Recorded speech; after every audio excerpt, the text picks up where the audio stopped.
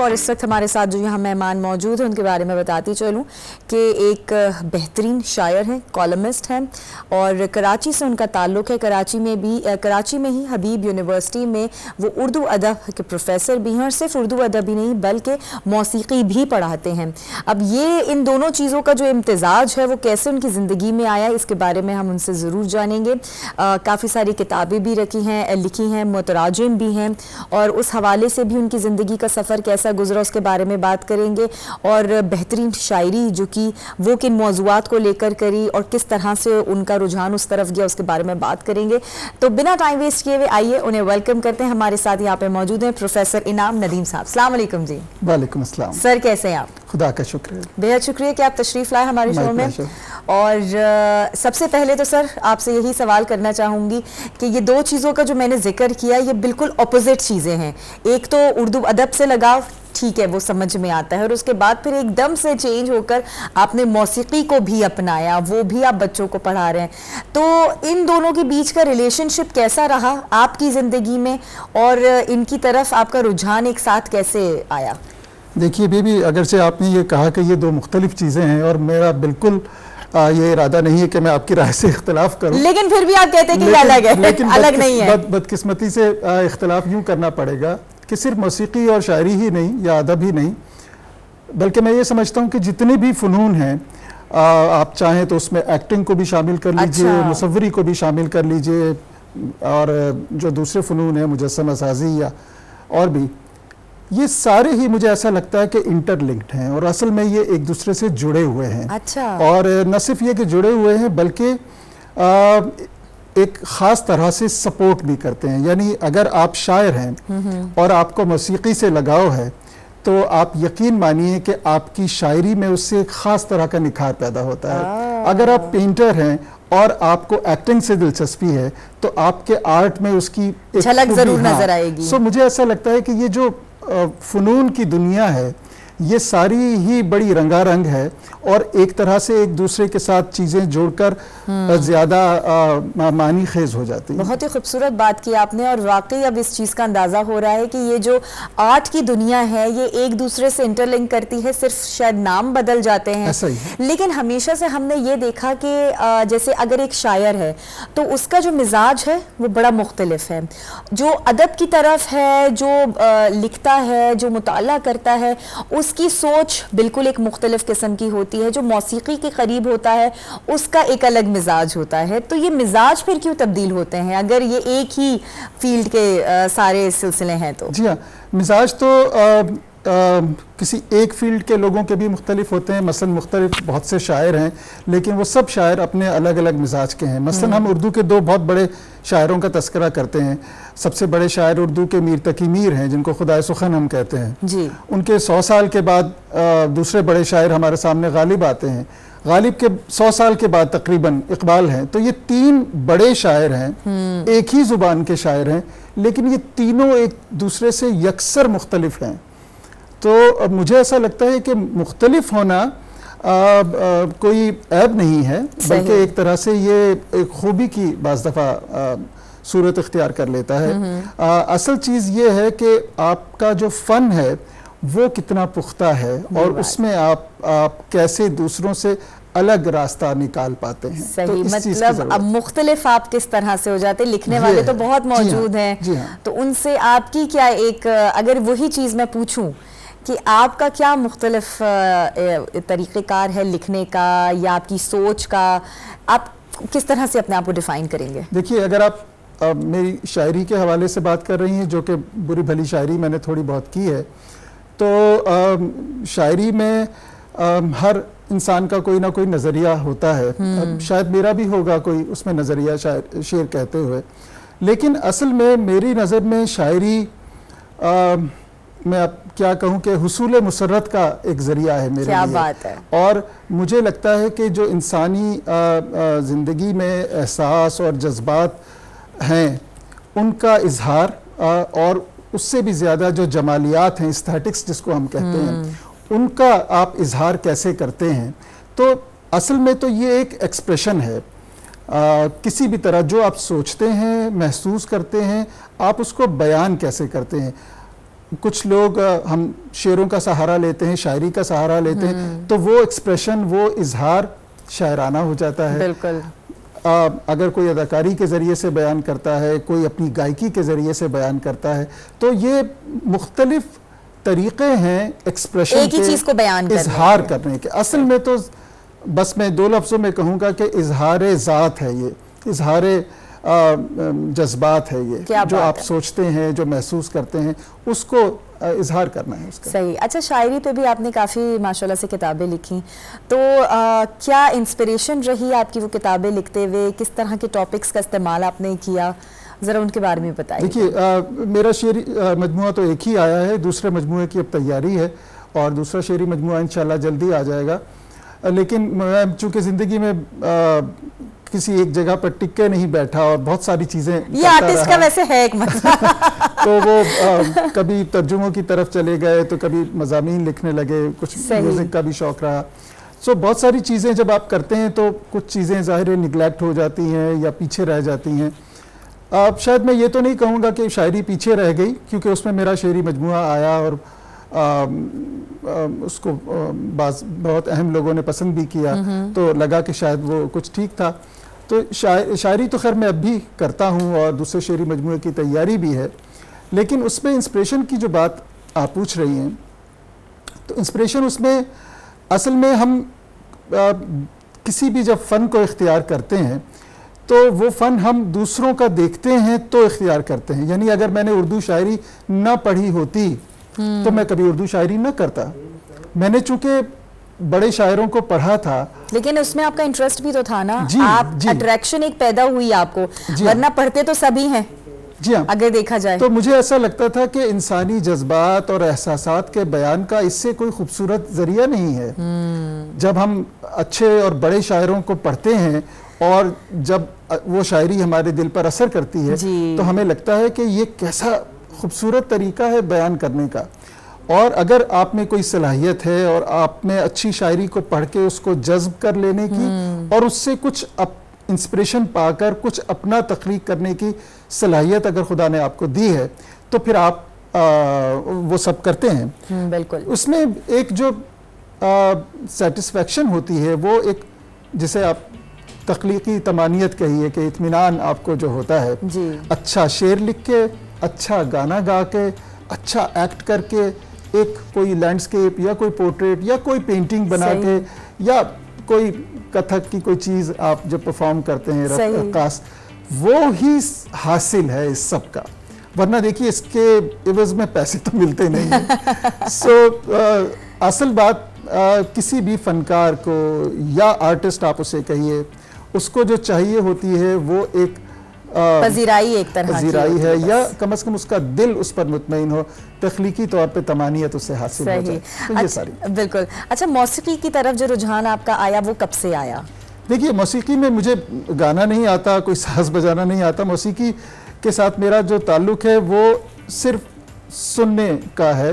यानी शायद अच्छा, जैसे हम होते हैं सुनकर हमें थोड़ा सा, जैसे मैं भी नहीं गा सकती, लेकिन फिर भी कानों को जो है ना वो सुर और ताल समझ में आ जाती है, बेसुरापन थोड़ा सा समझ में आ जाता है। तो ये उस चीज को आप क्या समझते हैं? देखिए बीबी, मैं आपसे कहूँ कि मैं तो ये कहता हूँ कि खुदा किसी को सुरीला गला ना दे चाहे, लेकिन कान सुरीले देना चाहिए। सो कानों का सुरीला होना बहुत जरूरी है, वरना आपको बहुत कुछ सुनना पड़ेगा। सो आप अच्छा म्यूजिक जब सुनते हैं, तो मुझे म्यूजिक के मामले में ये है कि हम जब बड़े हो रहे थे तो वो ज़माना पाकिस्तान में फिल्मी म्यूज़िक के उरूज का ज़माना था। अच्छा। और हम उसको वही म्यूज़िक रेडियो पर भी सुनते थे, टेलीविज़न पर भी हमें सुनाई देता था।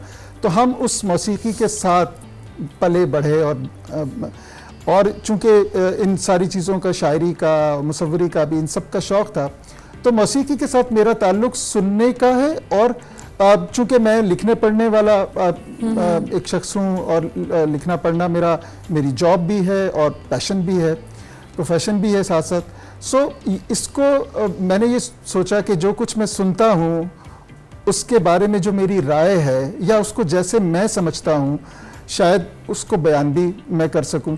तो मैं छोटे छोटे मज़ामीन मैंने लिखना शुरू किए। कॉलम्स में भी आपने जो है? जी, मैं कॉलम्स लिखता हूँ, मौसीकी के बारे में होते हैं ज़्यादातर, और उसमें ख़ास तौर पे जो मौसीकी से मुतालिक बड़ी हस्तियां गुजरी हैं, बड़े गाने वाले, बड़े म्यूज़िक कंपोज करने वाले, जिनको हम म्यूज़िक डायरेक्टर्स कहते हैं, और हत्ता कि साजिंदे भी। तो मेरी कोशिश होती है कि उनके बारे में बाज़ मज़ामीन में उनका तस्करा आ जाए, और किसी तरह से जितनी बुरी भली समझ बूझ मेरी है मैं उसको बता सकूं कि मसलन रॉबिन घोष का गाना अगर हम पहचान लेते हैं कि ये रॉबिन घोष का म्यूज़िक है, तो ये कैसे पहचान लेते हैं? हाँ। रॉबिन घोष क्या करते थे अपने गाने में, अपनी कॉम्पोजिशन में? अच्छा। या ख्वाजा खुर्शीद अनवर का म्यूज़िक दूसरे म्यूज़िक डायरेक्टर से अलग कैसे होता था? सो इस चीज़ की जो थोड़ी सी समझ थी, उनके बारे में मैं लिखता हूँ आमतौर सही। पर। अच्छा, ये तो आप कॉलम्स में लिखते हैं इस तरह से, और जाहिर है अपनी सोच से और उससे जो आपने एक्सपीरियंस अपनी ज़िंदगी में किया, जब आप पढ़ाते हैं मौसीकी बच्चों में, तो उनको किस तरह से आप पढ़ा रहे होते हैं? जी देखिए, मैं एक कोर्स पढ़ाता हूँ अपनी यूनिवर्सिटी में। उस कोर्स का नाम है introduction to Pakistani film music. अच्छा। उसमें हम उनको म्यूज़िक पढ़ाने से मुराद ये नहीं है कि हम उनको ये सिखाते हैं राग सिखाएं, ठीक है, कि गाना कैसे गाना है, उसके लिए कोर्सेज अलग हैं। हमारे यहाँ म्यूज़िक माइनर होता है, उसमें वोकल क्लासेस भी होती हैं, इंस्ट्रूमेंटल भी सिखाया जाता है, वो और लोग हैं जो वो पढ़ाते हैं। मैं जो चीज़ पढ़ाता हूँ मौसीकी से मुतालिक, वो एक इंट्रोडक्शन है हमारे फिल्म के म्यूज़िक का। देखिए, जो पॉपुलर म्यूज़िक की फॉर्म हमारे सामने जब हम बड़े हो रहे थे, या इब्तिदा में हमने देखा 1950 से लेकर 70 तक का जो ज़माना है, उसमें सबसे ज़्यादा मकबूल मौसीकी जो थी वो फिल्म की मौसीकी थी। उसके बाद तो खैर फिल्म ही बदल गई और ज़माना बदल गया। अब ना वो मौसीकी है ना वो फिल्म है। तो मुझे ये ख्याल था कि दुनिया भर में जो किसी भी फ़न से वाबस्ता लोग होते हैं, उनको बहुत अप्रिशिएट किया जाता है, उनको बहुत माना जाता है। दूर मत जाइए, आप अपने पड़ोसी मुल्क में देख लीजिए, वहाँ के नौजवान लोगों को खूब पता होगा कि बड़े सिंगर्स के नाम क्या हैं, बड़े मौसीकारों के नाम क्या हैं। उनके तो कल्चर में है ना डांस और गाना, ये तो देखिए, बचपन से सिखाया अगर जाता है। आप इसको एक फ़न तस्लीम करते हैं और ओन भी करते हैं। आपके मुल्क में इदारे भी हैं। आपके मुल्क में नूरजहां जैसी बड़ी गाने वाली थी, शहंशाह गज़ल आपके मुल्क में के सिंगर मेहदी हसन थे, और मलका गज़ल आपके यहाँ फरीदा खानम थी, मलका मौसीकी आपके यहाँ रोशनारा बेगम। सारा खजाना तो आपके मुल्क में है, और आप सिर्फ ये कहकर इससे बरी ज़िम्मा नहीं हो सकते कि चूंकि उनके यहाँ ये सब मकबूल इसलिए है कि मुझे ऐसा लगता है कि कसूर हमारे नौजवानों का नहीं है, हमने उन्हें अच्छा म्यूजिक सुनवाया नहीं। अच्छा, इसी को मैं थोड़ा सा पूछना चाहूँगी कि जब जाहिर है जो ये भी आपने बात की, अब जब आप उन्हें बाकायदगी से पढ़ा रहे हैं और नॉलेज दे रहे हैं स्पेसिफिक म्यूज़िक के हवाले से, तो आप क्या समझते हैं कि जो आजकल की नौजवान नस्ल है, क्या वो इसे अडाप्ट कर रही है? क्योंकि आजकल का जो मौसीकी का जो एक ट्रेंड है वो तो एक बिल्कुल मुख्तलिफ है, और जाहिर है जिस मौसीकी की आप बात कर रहे हैं वो बिल्कुल एक अलग है। देखिए, बिल्कुल आपने सही कहा, और ये बहुत अहम सवाल है। मैं चाहता हूँ कि मैं इसका जवाब ज़रूर ज़रा तफसील से दूँ। आमतौर पे इस मौसीकी के बारे में हम ये समझते हैं कि ये सदाबहार म्यूज़िक है जी। और ये हमारी उम्र से पहले के जो लोग थे, असल में तो ये उनका म्यूज़िक है, और ये म्यूज़िक तो हमारे वालिद सुनते थे या वालिदा सुनती थी या उनके, तो वो म्यूज़िक हमें तो पसंद है।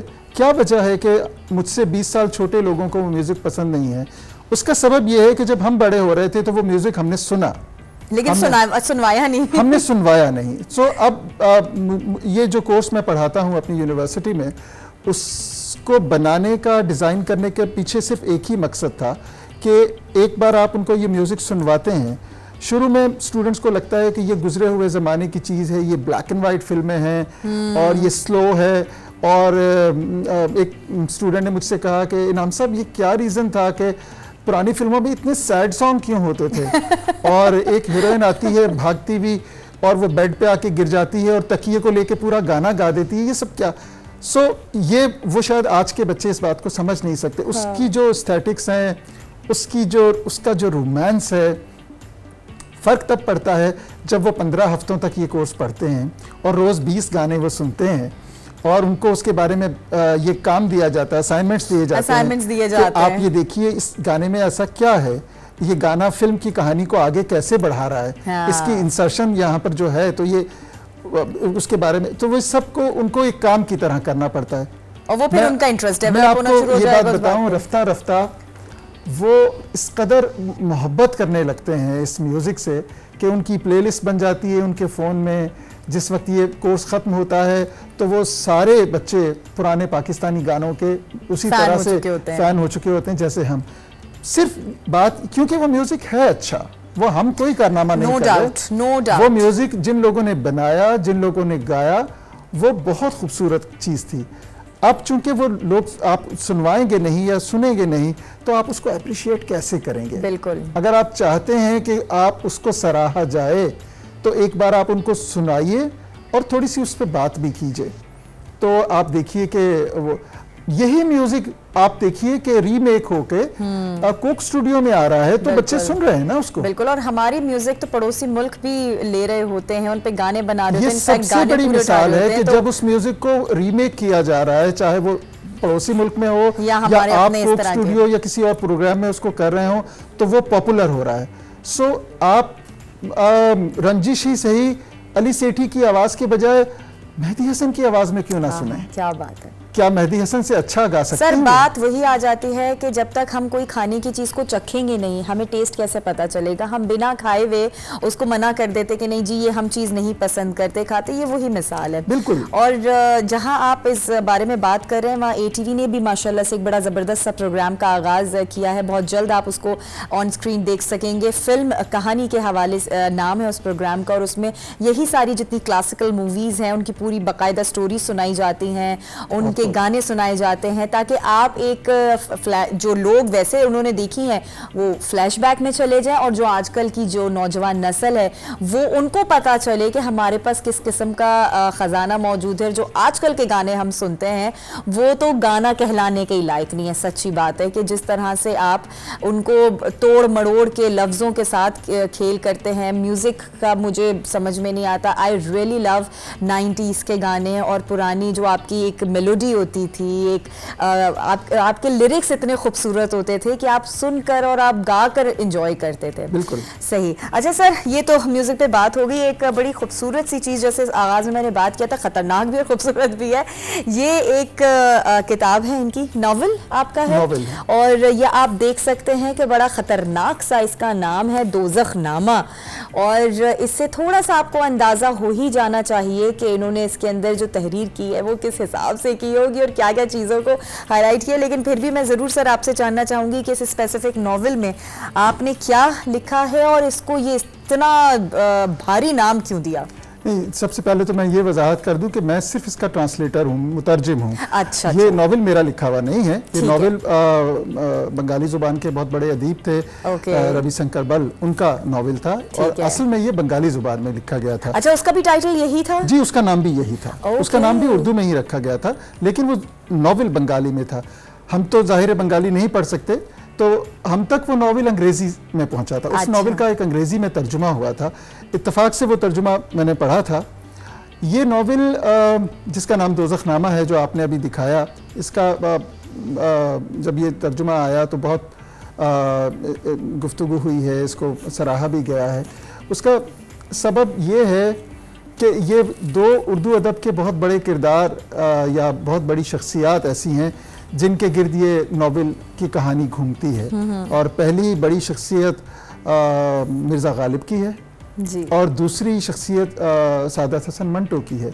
तो ये मंटो और गालिब के बारे में ये एक नॉवल है, और ये फ़र्ज़ कर लिया गया है कि मंटो और गालिब मरने के बाद दोज़ख में चले गए हैं और वहाँ दुनिया में तो वो नहीं मिल सकते थे क्योंकि एक सदी का फासला दोनों के दरमियान में था और एक सरहद भी दरमियान में थी। एक हिंदुस्तान में थे और एक पाकिस्तान में थे। तो मरने के बाद तो ना कोई सरहद रही और ना कोई सदी का फासला रहा। तो अब वो दोज़ख में एक दूसरे से जो बातें कर रहे हैं, अच्छा, उन बातों पर ये नॉवल बेस्ड करता है या उसके गिर्द बनाया गया है। ये नॉवल जब मैंने अंग्रेजी में पढ़ा तो मुझे ऐसा लगा कि इस नॉवल में दो किरदार नहीं है, यानी इसमें सिर्फ मंटो और गालिब नहीं है, बल्कि इसमें एक तीसरा किरदार भी है और वो है उर्दू जुबान। तो मुझे उसकी कमी इसमें बहुत शिद्दत से महसूस हुई और मुझे ऐसा लगा कि वो जो तीसरा किरदार दरमियान में है, क्योंकि दोनों उर्दू जुबान के अदीब, तो कहीं आपने इजाफा तो नहीं कर दिया उस किरदार का? जी, वो इजाफा कुछ एक खास तरह से आप उसको कह भी सकती हैं, नॉवेल तो वही है, मैंने तो उसको सिर्फ उर्दू हाँ, जुबान में सिर्फ ढाला है, translation हुई है, लेकिन ये किया कि जो चीज़ें छूट गई थी और जो उर्दू जुबान के इन दो बड़े लिखने वालों की ज़ुबान का जो मुहावरा था, जो मुकालमा था और जो लुत्फ़ था उस बयान का, वो शायद उर्दू में ज़्यादा नुमायाँ होकर सामने आ गया, जो शायद अंग्रेज़ी में तो बिल्कुल नहीं आ सका था और शायद बंगाली में भी उस तरह ना आ पाया हो, क्योंकि गालिब की ज़ुबान भी उर्दू थी और मंटो की भी जी। तो मैंने इसका तर्जुमा यही सोच के किया कि असल में तो एक तीसरा किरदार इसमें ज़ुबान का है और उसको सामने आना चाहिए, लाना चाहिए। तो मेहनत इस पे थोड़ी सी करना पड़ी। वो इस तरह के गालिब का जो ज़ुबान का मुहावरा है, जो उस अहद का जो अंदाज़ था ज़ुबान का, वो ज़रा मुख्तलिफ था। 100 साल बाद जो है मंटो और तरह से, सो मैंने उसको कसदन उसमें बरकरार रखने की कोशिश की। फिर एक ये था कि इसमें बेशुमार जगह जगह अशार हैं मीर के और हाफिज़ के फ़ारसी अशार। तो जो जिस अंग्रेज़ी तर्जुमे से मैं ऐसे कर रहा था काम, उसमें वो तकरीबन तमाम के तमाम गलत थे। अच्छा। तो एक तो उनको दुरुस्त इसमें किया और इसके अलावा बाज़ छोटी छोटी चीज़ें ऐसी थी कि जो उर्दू के माहौल या मुस्लिम माशरत के हवाले से बहुत अहम थी, उनको भी इसमें ज़्यादा सफाई के साथ और नफासत के साथ बयान करने की ज़रूरत थी। तो इस तरह से इस नावल पे काम हुआ। इस किताब का बहुत ज़िक्र हुआ, बहुत इस पे लिखा भी गया है और सब ने शायद इस बात को पसंद किया है कि उर्दू में आकर ये नावल ज़्यादा नुमायाँ हो गया है और ज़्यादा इसकी अहमियत सामने हुई है। असल में सारा क्रेडिट जो है वो राइटर को है, जिन्होंने एक ऐसी कहानी को सोचा, ऐसे दो लाजवाल किरदारों को लेकर एक कहानी की बुनत की और उसको बहुत खूबी से बनाया।